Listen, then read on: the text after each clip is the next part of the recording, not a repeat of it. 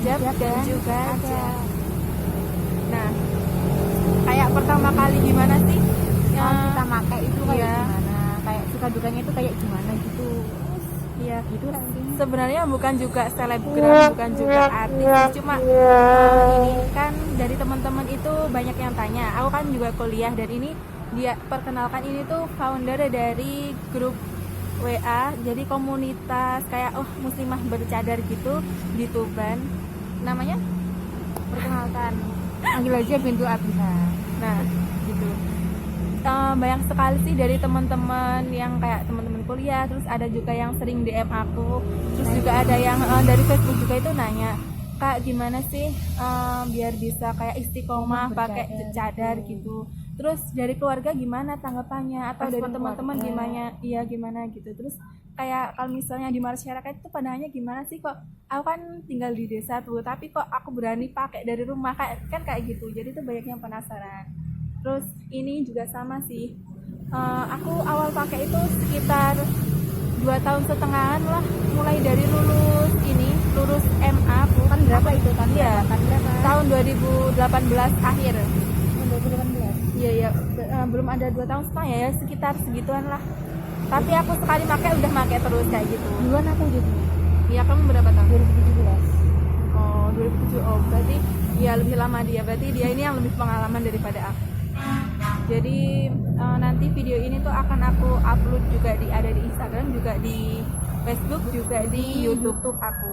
Dan kalau misalnya buat kalian para muslimah yang kayak masih merasa sendiri gitu loh pakai cadar, takut atau gimana sih, kita itu membuka kayak gimana ya, Kayak persaudaraan gitu. seluas-luasnya. Jadi kalau misalnya mau ikut di grup WA nanti bisa cari ini nama di IG-nya Ukhuwah Squad. Di Facebook Ukhuwah Squad. Ya Nah, sama. Jadi atau mau di IG dan di Facebook aku pakai nama asli. Jadi tuh Ismani Angela Elvira. Nanti cari aja kayak gitu ya.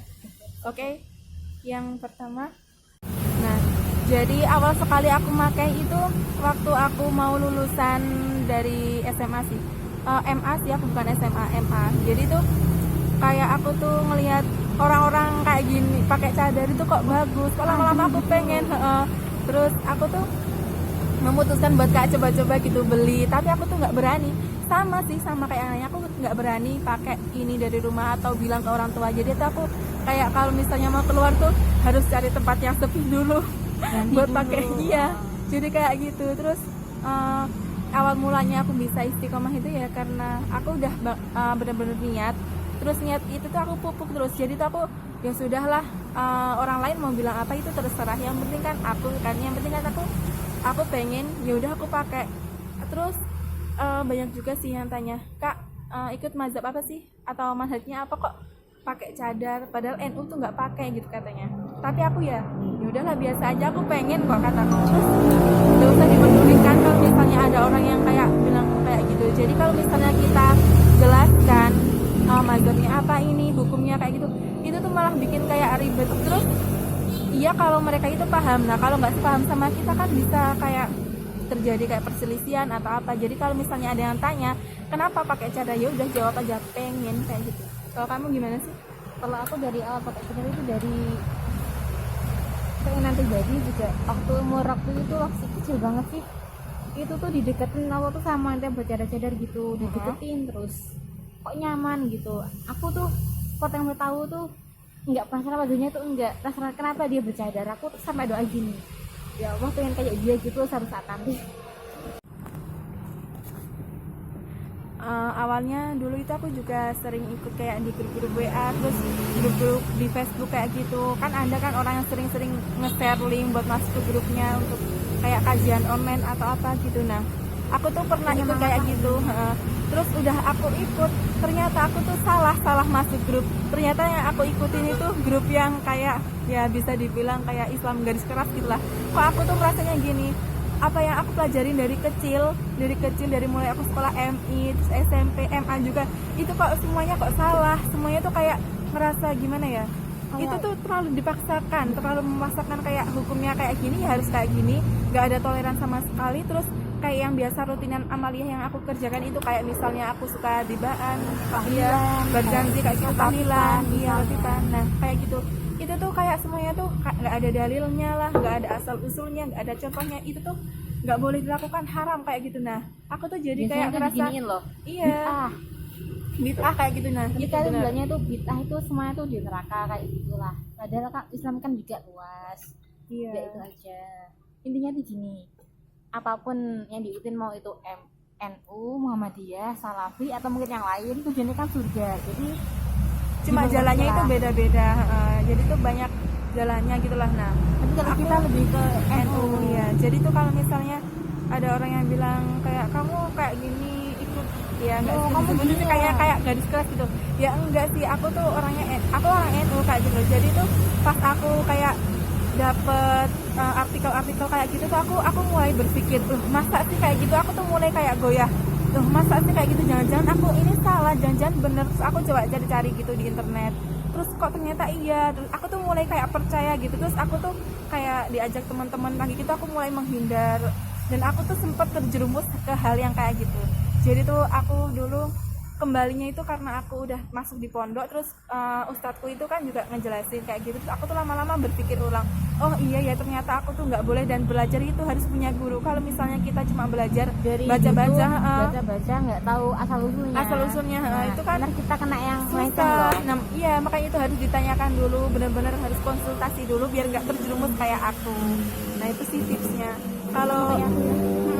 Dulu aku pernah lo ikut komunitas tuh, jadi tuh ya beda nggak NU sih. Pernah mau ke bawah, alhasil aku keluar dari grupnya. Kalau aku pengen datang ya datang, cuman aku ambil ilmunya doang. Kalau baik ya aku pakai, kalau nggak paham ya aku tinggalin juga. iya sih, makanya itu aku juga saran buat kayak teman-teman di luar sana yang baru mau berhijrah, sebenarnya tuh kayak mau berubah gitulah, mau berubah. Jadi gini, lebih kalau baik, kita hijrah itu mencari ridha Allah ya, berkenan manusia. Kamu mau ngelakuin kebaikan, keburukan bakal dinilai sama manusia kok. Tapi anehnya manusia tuh gini ya, kadang tuh salah orang tuh nampak, tapi di sendiri tuh nggak nampak gitu. Iya, ya emang kayak gitu. Nah, makanya itu kita ya ambil baiknya. Kalau misalnya ada orang yang bicara itu baik, mereka itu bilang kayak gitu karena mereka kan melihat kan. Terus entah kamu kalau misalnya nggak suka ya udah, nggak usah diiniin, nggak usah dipedulikan. Jadi tuh nggak usah dimasukin ke hati. Kalau baik itu kita jalanin, kalau misalnya buruk jangan diambil ke hati karena itu pasti bikin kayak sakit hati. Nah, tips aku, yang namanya iman itu kan kadang naik turun. Nah, Futur, iya, amalannya futur. iya, jadi tuh kayak kita itu cari teman-teman yang sesama, Yang sepaham, yang memahami kita. Ini itu yang merangkul kita kayak gini loh. Nah, ya meskipun kayak misalnya pilih teman itu berteman itu jangan pilih-pilih. Mestinya itu ya bukan kayak gitu. Kita itu berteman sama semuanya. Cuma kalau misalnya kita baru mau pengen berubah kayak gini, carilah teman-teman yang bisa mendukung. Yang kalau misalnya Ini kita ya, lupa misal ada yang ngingetin. kalau dari aku ya, cari temen tuh kalau kita mau curhat masalah pribadi ya, cari temen tuh yang sekiranya tuh agama menurut kamu tuh baik.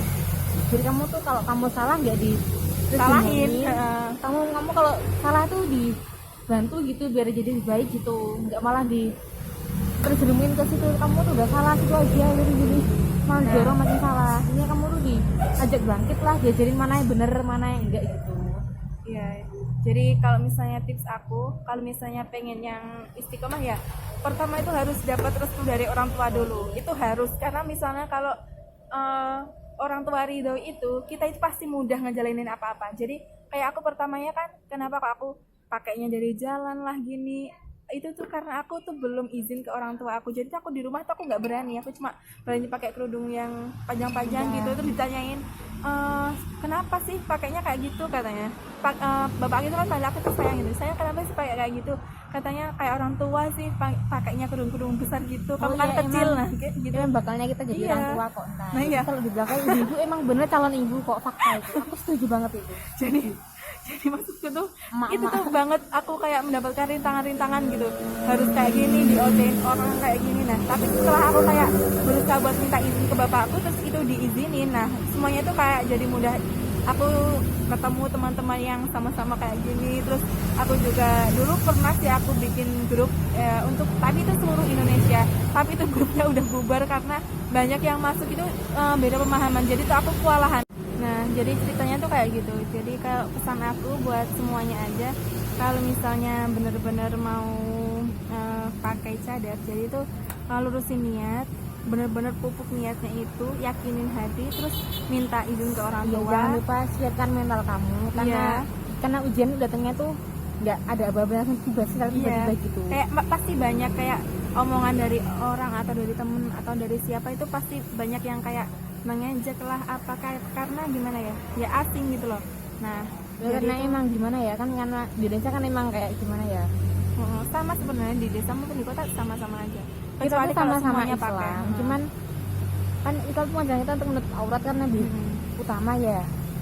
Jadi kalau misal kamu tuh baru hijrah lah, kan kamu tuh dibilang percuma pakai hijab kalau miskin akhlaknya. Gini ya, akhlak sama pakaian dua hal berbeda. Tapi kalau wajib menutup aurat itu nomor satu. Mau dia tuh ada segunung, berusaha segunung, tetap wajib berhijab gitu. Dan berhijab juga untuk tasatur. Artinya apa, Beb?